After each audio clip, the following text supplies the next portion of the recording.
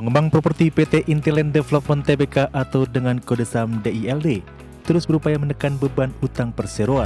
PT Perusahaan Gas Negara Tbk melaporkan pendapatan sebesar 1,94 miliar dolar Amerika Serikat pada semester pertama 2025.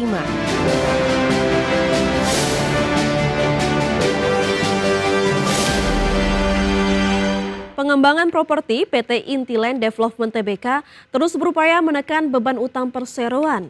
Hingga akhir 2025, utang ditargetkan turun menjadi 3,5 triliun rupiah.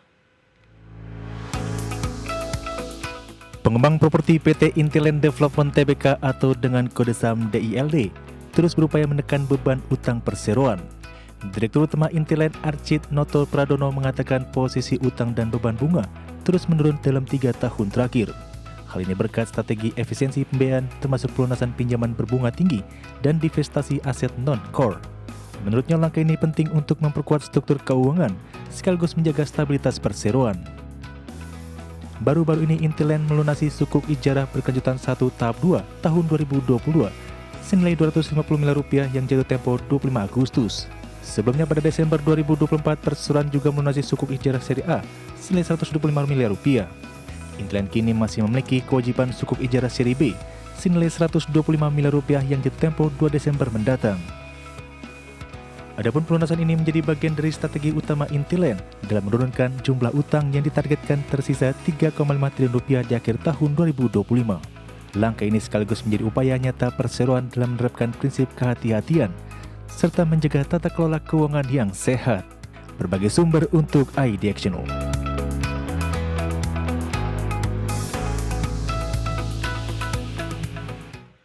Kinerja keuangan PT Perusahaan Gas Negara Tbk atau PGAS telah dilaporkan untuk semester pertama tahun 2025. Meski pendapatan naik, laba perusahaan justru tertekan. PT Perusahaan Gas Negara Tbk melaporkan pendapatan sebesar 1,94 miliar dolar Amerika Serikat pada semester pertama 2025. Angka ini tumbuh 5,43% dibandingkan periode yang sama tahun 2024 yang mencapai 1,84 miliar dolar Amerika Serikat.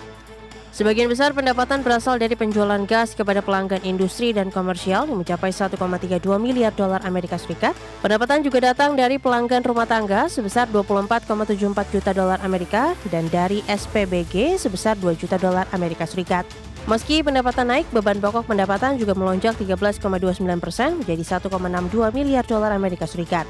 Kondisi ini membuat laba bruto PGAS turun 21,52% menjadi 319,62 juta dolar Amerika dibandingkan 407 juta dolar pada semester pertama 2024. Tekanan kinerja keuangan berlanjut pada laba bersih perusahaan. Laba bersih PGAS turun 22,60% menjadi 144,42 juta dolar Amerika Serikat. Dari sebelumnya 186,60 juta dolar Amerika pada semester pertama 2024. Penurunan laba ini salah satunya dipengaruhi oleh rugi selisih kurs sebesar 15,96 juta dolar Amerika Serikat. Pada akhir semester pertama 2025, PGAS memiliki total aset 6,42 miliar dolar Amerika, terdiri atas liabilitas 2,95 miliar dan ekuitas 3,47 miliar dolar Amerika Serikat. Tim Liputan, iDiactional. Pemirsa, kinerja PT Alam Tree Resources Indonesia Tbk atau emiten berkode saham ADRO pada semester pertama 2025 tertekan tajam. Laba bersih perseroan anjlok hingga 77% seiring penurunan pendapatan dan melemahnya harga batu bara. PT Alam Tree Resources Indonesia Tbk, emiten berkode saham ADRO yang merupakan emiten afiliasi pengusaha Boy Thohir, melaporkan penurunan kinerja sepanjang semester pertama 2025. Perusahaan membukukan laba bersih sebesar 174 juta dolar Amerika Serikat atau setara dengan 2,83 triliun rupiah. Berdasarkan laporan keuangan, ADRO mencatatkan pendapatan usaha sebesar 857 juta dolar Amerika Serikat atau sekitar 13,92 triliun rupiah. Angka ini turun 18,6% dibandingkan periode yang sama tahun lalu yang mencapai 1,05 miliar dolar Amerika Serikat. Kontribusi pendapatan ADRO didukung dari penjualan ke pihak ketiga sebesar 234 juta dolar Amerika Serikat serta jasa pertambangan sebesar 393 juta dolar Amerika Serikat. Meski beban pokok pendapatan turut menurun 3,5%, laba bruto Adro tercatat merosot hingga 38% secara tahunan. Seiring hal itu, laba yang dapat diatribusikan kepada entitas induk Adro turun tajam hingga 77,5%.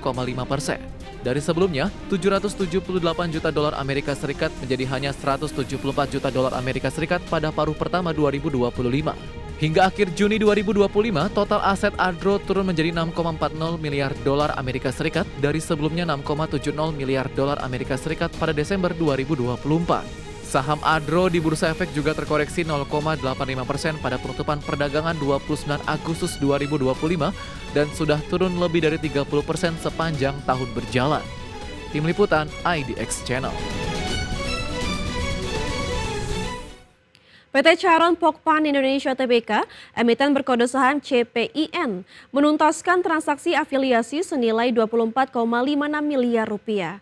Transaksi ini dilakukan untuk mendukung fasilitas pembibitan unggas melalui entitas terkendali perseroan. PT Charon Pokpan Indonesia Tbk, emiten berkode saham CPIN, melalui anak usahanya PT Charon Pokpan Jaya Farm secara resmi menyelesaikan pembelian tanah dan bangunan serta mesin dari PT Istana Satwa Borneo. Total nilai pembelian diprediksi sekitar 24,56 miliar rupiah. Rincian transaksi tersebut tanah seluas 38.389 meter persegi di Desa Nusa Indah, Bati-Bati, Tanah Laut, Kalimantan Selatan serta dibangun yang tersedia di atasnya dengan nilai 19,34 miliar rupiah. Ditambahkan juga mesin dan peralatan senilai 5,22 miliar rupiah. Presiden Direktur CPIN Chiu Thomas Effendi menyatakan bahwa transaksi tersebut dilakukan untuk memperkuat fasilitas pembibitan unggas bagi entitas anak. Langkah ini dinilai strategis untuk menunjang produksi unggas dan meningkatkan efisiensi operasional CPIN. Transaksi ini merupakan bentuk aksi afiliasi di antara perusahaan yang semua dikendalikan oleh CPIN, di mana Charon Pokpan Jaya Farm menguasai 99,99% saham secara langsung, serta Istana Satwa Borneo menguasai 99,99% secara tidak langsung. Hal ini diserahkan kekuatan aset di dalam rantai pasok perseroan. Sebelumnya CPIN juga telah menyelesaikan transaksi afiliasi besar senilai sekitar 430 miliar rupiah pada pertengahan Agustus 2025.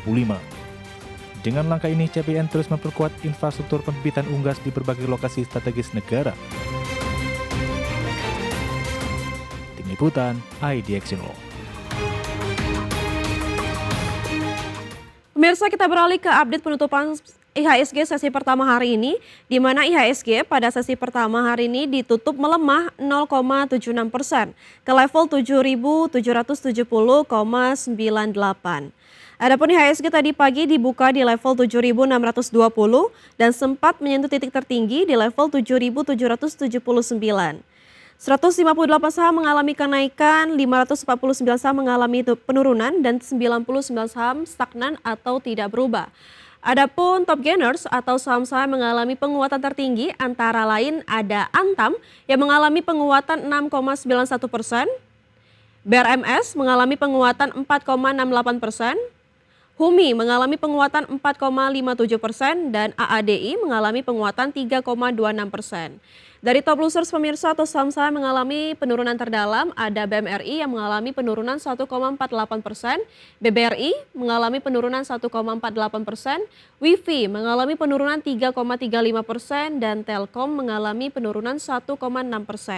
Sementara dari pergerakan sektoral pemirsa, kesehatan dan industri sama-sama mengalami kenaikan di 2,24% dan 1,21%.